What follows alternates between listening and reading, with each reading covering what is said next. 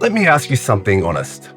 When you think about your marriage right now, not the vows, not the wedding day, not the idea of it, but the actual everyday reality of your marriage, how does it feel? Connected or distant? Does it feel alive, or are you just going through the motions? If you hesitated before answering that, this video is for you. Because I want to share with you today, not a list of marriage tips, but truth, biblical truth, and a truth that reframes everything. And once you see it, you can't unsee it. So stay with me. Here's something nobody warns Christian couples about on their wedding day. You can love Jesus and you can love your spouse.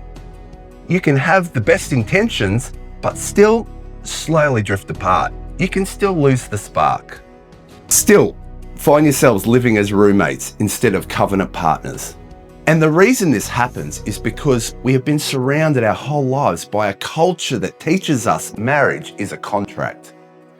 A contract is simple. It holds as long as both parties are happy, as long as it feels good, as long as the deal is working. And when it's not, you negotiate or you walk. But here's the thing, that is not what God designed marriage to be, not even close. And when we run our marriages under a contract model without realizing it, we set ourselves up for a very slow, very painful drift. Because contracts can't sustain what God designed covenant to carry, right? We drift from intentional prayer together. We drift from vulnerability. We stop speaking words of life into each other. We let unforgiveness sit quietly in the corners.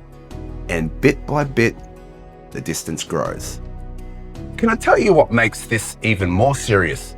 Scripture tells us that marriage is more than a personal relationship.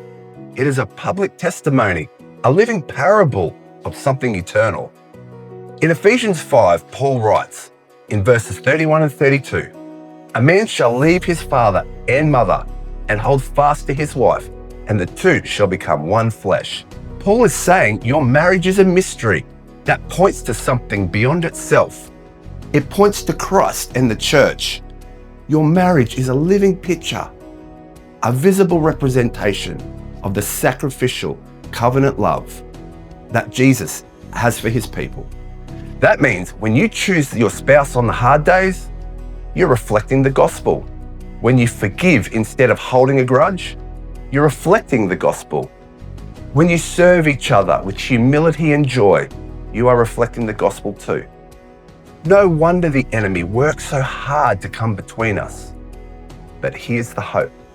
If your marriage was designed by God, it can be restored by God too. And it can be sustained by intentional daily covenant practices.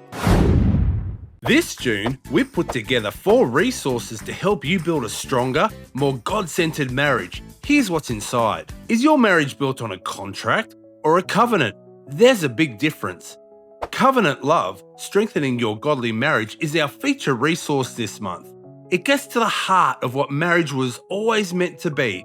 Not a contract that holds only when conditions are right, but an unbreakable covenant rooted in God's faithfulness. It'll help you lay a foundation that holds when life gets hard, reconnect with why you chose each other, and build a real lasting unity together. Right now, you could get all 4 resources for free inside Faith Family Plus. That's full access with a no-risk 2-week trial, completely for free. So what are you waiting for? Just click the link below and I'll see you inside. I want you to pause right here because I genuinely want to show you something. Think about your spouse right now. What is the one thing they do consistently that you have never actually thanked them for? Maybe it's how they show up when things get hard. Maybe it's something small they do every single day that you've started to take for granted. Type it in the comments. Say it out loud if you need to. Because here's one thing. Gratitude is a covenant practice.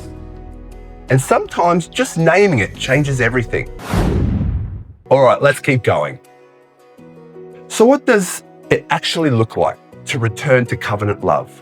Let me give you 3 biblical starting points.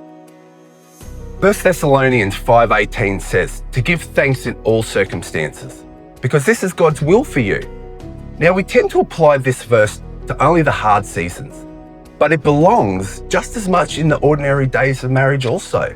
The Tuesday afternoons, the quiet routines, the moments we stop noticing because they become familiar. Here's something that will quietly transform your marriage. Every single day, name one specific thing you are genuinely grateful for about your spouse and tell them. Not a general, I appreciate you, something real, something they actually did or said, or just who they are. Look them in the eye and say it. Because here's what happens when gratitude becomes a daily discipline. You stop scanning for what's wrong and start seeing what God has placed right in front of you. Gratitude is not just a feeling, it's a posture. And a marriage where both people are actively looking for reasons to be thankful is a marriage with little room for bitterness to grow. Proverbs 15:1 says, "A gentle answer turns away wrath." And Proverbs 18 tells us that death and life are in the power of the tongue. Your words carry more weight than you think. Make it a non-negotiable discipline. Find something specific, something genuine, something true about your spouse, and say it out aloud today, tomorrow, and even the day after too. This is not flattery, this is covenant stewardship. Colossians 3:13 is clear. Forgive as the Lord forgave you, not halfway, not with conditions, not after they've proven themselves enough. The Lord didn't forgive us on our best behavior. He forgave us while we were still sinners and were still enemies.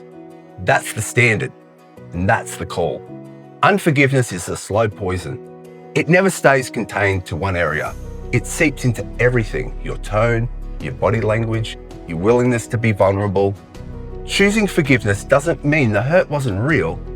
It means you're choosing covenant over comfort. I have something I want to give you completely free. It's called the Covenant Love Marriage Checklist. 30 daily practices for a God-centered marriage. It takes the heart of the devotional journal and gives you a practical, printable checklist you and your spouse can use right away. 30 daily practices drawn straight from Scripture to help you build the marriage God designed you to have. The link to grab it is in the description below. No cost, just go and get it.